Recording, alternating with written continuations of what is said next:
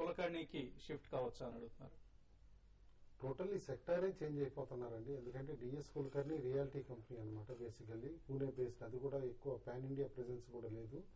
కాబట్టి కాషియస్ గా ఉండండి అలాంటి స్టాక్ లో. అన్లెస్ మీరు ట్రాక్ చేయగలము, రీసెర్చ్ చేయగలము అనుకుంటేనే డిఎస్ కుల్కర్ని ఇలాంటి స్టాక్ లో ఉండాలి. బట్ అదర్వైజ్ మీరు ఎంఆర్పిఎల్ నుంచి షిఫ్ట్ అవుతాను అని అంటే కనుక సేమ్ ఏ గ్రూప్ లోనే మీరు జిఎస్పిఎల్ కి షిఫ్ట్ అవ్వండి.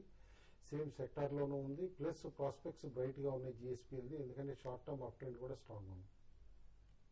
ఓకే అండి. సో మీరు ఆయన సెక్టర్ మార్చడాన్ని మీరు సమర్థించలేదు అంటే సెక్టర్ మారేటప్పుడు ప్రిఫరబ్లీ సెక్టర్ డిఫెన్సివ్ బెట్ ఉండాలండి. ఎందుకంటే ఆల్రెడీ ఆయన లాస్ లో ఉన్నారు కాబట్టి డిఫెన్సివ్ బెట్ తీసుకోవాలి. ఆ డిఫెన్సివ్ బెట్ అంటే ప్రిఫరబ్లీ ఐదర్ ఫార్మా గానీ ఆర్ స్ట్రాంగర్ ఇన్ఫ్రా ప్లేయర్ గానీ షిఫ్ట్ అవడం బెటర్ అండి. ఓకే అండి. మురుగన్ అడుగుతున్నారు, షార్ట్ సెల్ చేశారు సెయిల్ 202.50లో. అఫ్ కోర్స్ ఇప్పుడు ఇందాక కాల్ చేసిన వారు అనుకుంటాను. అపోలో టైర్స్ కూడా 64.80లో నడిచారు. సో ది సేమ్ క్యాండిడేట్ అనిపిస్తుంది. Devi Prasad Jujavarapu LinkedIn invitation పంపించారు. దయచేసి ఇటువంటివి పంపించవద్దని ఇంతకు ముందు కూడా మనం చేశామండి. కుర్తి గోపాలకృష్ణ కర్టూరి గ్లోబల్ 15లో బై చేశారు, హోల్డర్ ఎగ్జిట్. ఇవాళ చాలా స్ట్రాంగ్ అప్ మూవ్ వచ్చిందండి కర్టూరి global. In fact new high attempt చేయడానికి కూడా స్టాక్ పాసిబిలిటీ ఉంది నెక్స్ట్ ఫ్యూ డేస్ లోనే అని చెప్పేసి అనుకున్నా. ఎందుకంటే ఇవాళ 21 పైన కనుక స్టాక్ క్లోజ్ అయితే కనుక definitely it is good for even short term buy. Okay అండి. Ramakrishna Somanchi Andrew Yule CESC ఈ రెండు పర్చేజ్ చేసే ఈ లెవెల్లో అడుగుతున్నారు. సిఎస్సీ డెఫినెట్ గా పర్చేజ్ చేయొచ్చండి. అయితే ఇమీడియట్ గా స్టాక్ అయితే పెద్ద అప్ ట్రెండ్ ఉండకపోవచ్చు. లాంగ్ టర్మ్ బెట్ మాత్రం డెఫినెట్ గా సిఎస్సీలో ఇన్వెస్ట్ చేయమని చెప్తాను. ఆండ్రూ ఈల్ కూడా డిక్లైన్స్ లో బై చేయండి. శేఖర్ వరంగల్ నుంచి అడుగుతున్నారు, IDBI Reliance infra current levels లో షార్ట్ టర్మ్ కోసం ఇన్వెస్ట్ చేయొచ్చు. ఐడిబిఐ అయితే రీసెంట్ గా కన్సాలిడేట్ అయింది. ఇప్పుడు ఈ రోజే 120 ఆ లెవెల్ పైన సస్టైన్ అవుతుంది. డెఫినెట్ గా ఐడిబిఐని బై చేయమని చెప్తాను. రిలయన్స్ ఇన్ఫ్రాన్ కూడా ఈ రోజు లాస్ట్ మంత్ అంతా కరెక్షన్ లో ఉంది. అయితే ఈ సిరీస్ లో మాత్రం రిలయన్స్ ఇన్ఫ్రా మళ్ళీ 1240, 1250 లెవెల్స్ టెస్ట్ చేసే అవకాశం ఉంది. ఎవరీ డిక్లైన్ లో రిలయన్స్ ఇన్ఫ్రాన్ కూడా బై చేయమని చెప్తాను. ఇప్పుడున్న పరిస్థితుల్లో నిఫ్టీ బై ఆర్ సెల్ అని అడుగుతున్నారు ఏవి ప్రభాకర్ రెడ్డి. ఇప్పుడు కరెంట్ లెవెల్స్ లో అయితే నిఫ్టీ 5450 ఆ రేంజ్ అనేది చాలా సార్లు చూసాం. అక్కడికి వచ్చి మళ్ళీ కింద వెనక రావడం. అయితే ఇప్పుడు యూరోప్ మార్కెట్ లో మళ్ళీ ఇంకొక 20-30 పాయింట్స్ పెరగడం జరిగింది. అక్కడ పాజిటివ్ న్యూస్ వచ్చినట్టుంది.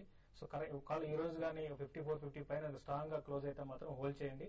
లేదంటే మాత్రం ఒక రోజు మార్కెట్ పెరగడం, ఒక రోజు మార్కెట్ పడడం అట్లా ఆ విధంగా ఉంది కాబట్టి 1-2 రోజులు ట్రెండ్ డిసైడ్ అయినాక అప్పుడు నిఫ్టీ మీద కాల్ తీసుకోవచ్చు. సుధీర్ రెడ్డి 2548లో SBI August futures short position ఉంది, ఎటువంటి సలహా ఇస్తారు?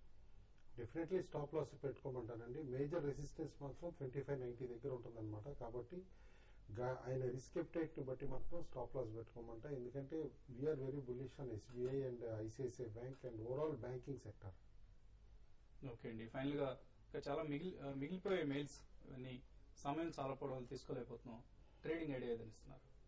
ఒకటండి, జనరల్లీ ఇవాళ న్యూ హైస్ వచ్చిన స్టాక్స్ చూస్తూ ఉంటే ఎక్కువగా టెక్స్టైల్ స్టాక్స్ ఎక్కువ కనిపిస్తున్నాయి అనమాట. ఎందుకంటే రిజల్ట్స్ కూడా మనం చూస్తున్నాం 1 by 1 అన్ని రిజల్ట్స్ కూడా చాలా ఎక్సలెంట్ గా ఉన్నాయి. కాబట్టి preferably textile and tea companies లో ఉండమంటాను. ఎందుకంటే కామర్స్ మినిస్ట్రీ ఒక ఇండికేషన్ ఇచ్చారు ఇవాళ మార్నింగ్ ఆనంద్ శర్మ గారు, that some shops are going to be announced for struggling sectors like textile, tea and leather industries అని చెప్పేసి. కాబట్టి ప్రిఫరబ్లీ అందులో బాటమ్ ఫిషింగ్ చేయమని చెప్పేసి చెప్తాను.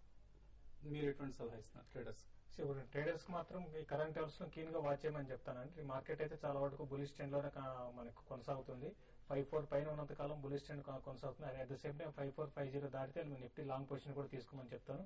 బ్యాంక్ నిఫ్టీ కూడా కరెంట్ లెవెల్స్ నుంచి ఇంకా కొంచెం పెరగడానికి అవకాశం ఉంది కాబట్టి దాంట్లో కూడా ఎవరి డిక్లైన్ లో షార్ట్ ఏమైనా ఉంటే కవర్ చేయమని చెప్తాను. ఓకే అండి. సెన్సెక్స్ 213 పాయింట్ల లాభంతో ట్రేడ్ అవుతుంది. నిఫ్టీ 63 పాయింట్ల లాభంతో ట్రేడ్ అవుతుంది. సో ఇవాళకి మార్కెట్స్ స్ట్రాంగ్ గానే క్లోజ్ అయ్యే అవకాశాలు ఎక్కువ కనిపిస్తున్నాయి. సో ఇదే ట్రెండ్ రేపటికి ఫార్వర్డ్ అవుతుందా లేదా అన్నది రేపు మార్నింగ్ బిజినెస్ బ్రేక్ఫాస్ట్ షోలో అనలైజ్ చేసే ప్రయత్నం చేద్దాం.